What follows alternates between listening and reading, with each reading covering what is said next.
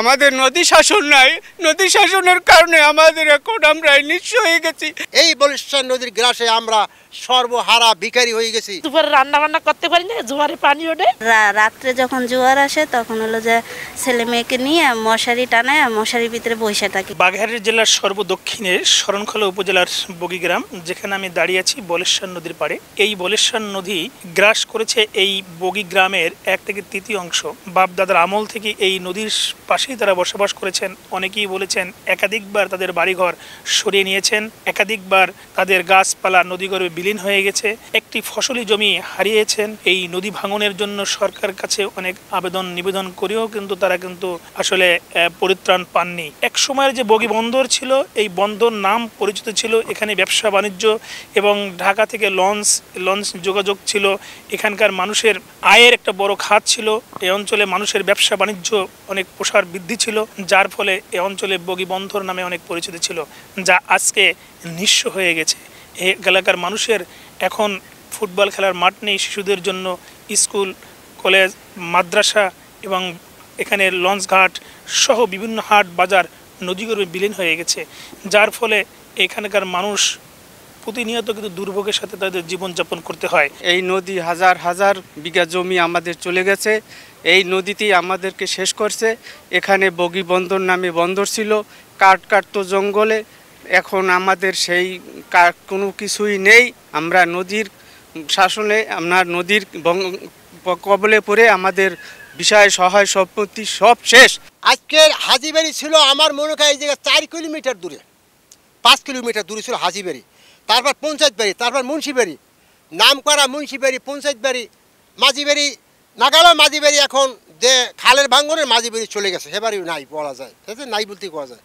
এই বগির বাড়ি কোনো একদিন ছিল, ঢাকার বাড়ি গেছি চলিয়া, ঢাকায় দিয়ে জিনিস কিনবো, আমরা বলছি ঢাকায় দিয়ে কিনবো কোনো, আমাদের বগিতে তো পাওয়া যায়, ঢাকার থেকে আনবো কি জন্যে।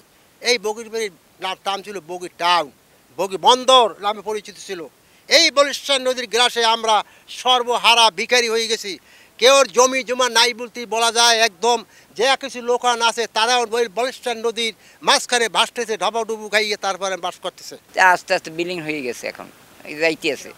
গ্রাম এককালের সবই নানান জায়গায় চলে গেছে, করবে কি?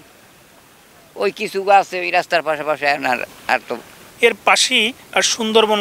এই সুন্দরবন এবং বগিগ্রামের মাঝখান থেকে একটি ভারানী নদী চলে গেছে। এই নদীটি ভাঙতে ভাঙতে অনেকটা বড় হয়ে গেছে, যার ফলে এই নদীর সাথে তাদের জীবন যে চলার সেই রকম তাদের কোনো পরিস্থিতি নাই। তারা বলছেন যে বেড়িবাঁধের উল্টো পাশে কিছু ঘর বাড়ি রয়েছে এবং এর পাশেই রয়েছে অসংখ্য মানুষ। একসময় যারা কৃষিবাদা এবং ফসলি জমি চাষাবাদ করতেন, তারা আজ জেলে সম্প্রদায়ের তাদের নাম লেখাতে বাধ্য হয়েছেন শুধুমাত্র নদী ভাঙনের কবলে পড়ে।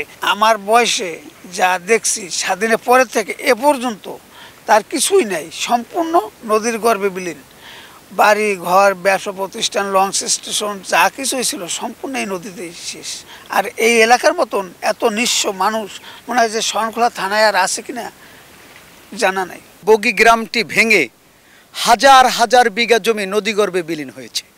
এই অঞ্চলের হাজার হাজার মানুষ, বসবাসরত মানুষ বিভিন্ন জায়গায় আশ্রয় নিয়েছেন।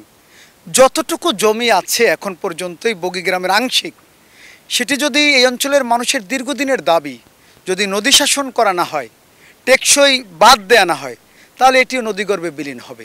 তো মানচিত্র থেকে হারিয়ে যাবে চিরদিনের জন্য এই গ্রামটি। আমরা কথা বলছিলাম এখানে কয়েকজন নারীদের সাথে, তারা বলছিলেন যে জোয়ার ভাটার উপর তাদের নির্ভর করতে হয়, তাদের অনেক সময় রান্নাবান্না বন্ধ থাকে, তারা কিন্তু প্রতিনিয়ত কিন্তু দুবেলা ভাত তারা খেতে পারছেন না, তাদের জমি জমা নাই, অন্যের বাড়িতেও আশ্রয় নেওয়ারও জায়গা নাই। অনেকে কিন্তু এখান থেকে বিভিন্ন জায়গায় তারা চলে গেছেন। আমাদের তো এই 1 বছর ধরে কোনো রান্না করতে না, চুলা পাতি, তারপরে পানিতে চুলা তলায়া যায়, সেই জন্য রান্না করতে পারি না নামাই, এই জন্য রাস্তায় চুলা পাইতে রান্না করি। তারপরে ওই জোয়ারের পানি আসলে একদম হাঁটুর উপরে হয়ে যায়, বিছানা সমান সমান হয়, তখন ওই ছেলে পেলে নিয়ে রাস্তায় থাকি। পরে পানি চলে গেলে তারপরে আবার আসে, বাসায় যাই, পরিষ্কার করে বস্তা বিছাই তারপরে ঘরে ঢুকি। আমার 5 জন ছেলে মেয়ে, 3 জনই দাঁড়িয়ে আছে, 1 জন সিটে আছে। তারা আমার লাগে এই মৃত্যুবাসীর মতন আমার লগে লগে জড়তে আছে, যাইবি কোথায়? নাই টাকা নাই পয়সা, কি খাবে কি দাবে। আল্লাহ এখন টলার হারে মেলে চলে গেছে, কি নিয়ে বাঁচবে ঘুরে বেড়ায়, বাঁচার কোনো রাস্তা নাই। জমি ছিল বাঁধতে বাঁধতে সবই নদীতে লয়ে গেছে।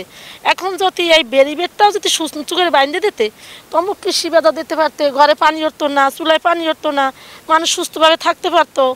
এখন একদম অনেক কান্দে কেটে নামাজ পড়ে শহরের বসে রয়েছি, বসে ওই একজন আইসে দেখে গেছে, শহরে বসে থাকিয়া এখন উডে এই আড্ডে আইসি, আর ভিতরে শুনি এই জায়গায় খারাপ কথা কয়, সেই জন্য আমি এই জায়গায় আই শুনলাম।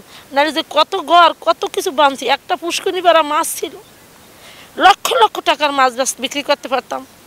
এই রেমেল আইয়ে ভাঙ্গে চুরিয়ে সব মাছ নিয়ে গেছে। এই গ্রামে প্রায় ৩,৫০০ ভোটার ছিল, সেখানে সেই ভোটার এখন ১৭০০ নেমে এসেছে। অনেকেই কিন্তু এখান থেকে চলে যাওয়ার পরে মাত্র যারা ভোটার হিসেবে এখানে ভোট দেন তারা মাত্র ৯০০ মতন ভোট তারা কিন্তু এখানে হাজির হন, আর অন্য ভোটাররা কিন্তু এলাকায় থাকেন না, যার ফলে ভোটারও কমে যাচ্ছে। আমরা বিভিন্ন সময়ে স্থানীয় ইউনিয়ন পরিষদ, জনপ্রতিনিধি, রাজনৈতিক ব্যক্তি তাদেরকে নিয়ে আমরা কিন্তু বিভিন্ন সময়ে কাজ করছি। সেই জায়গা থেকে এবারও আমরা পরিকল্পনা করেছি, এখানে আমরা পানি উন্নয়ন বোর্ডকে সম্পৃক্ত করেছি, সাথে বিভিন্ন এনজিওদেরও সম্পৃক্ত করেছি। তাদের সাথে বসে আরো কিভাবে এটাকে স্থায়ীভাবে একটা সমাধানে আসা যায় সেই জন্য আমরা একসাথে কাজ করছি। এই মানচিত্র থেকে হারিয়ে যাওয়ার আগেই শুধু তাদের একটাই দাবি যে এই বগি গ্রামটা রক্ষা করার জন্য নদী শাসন একান্ত প্রয়োজন। নদী শাসন করা হলে এই গ্রামটা টিকবে, না হয় মানচিত্র থেকে হারিয়ে যাবে।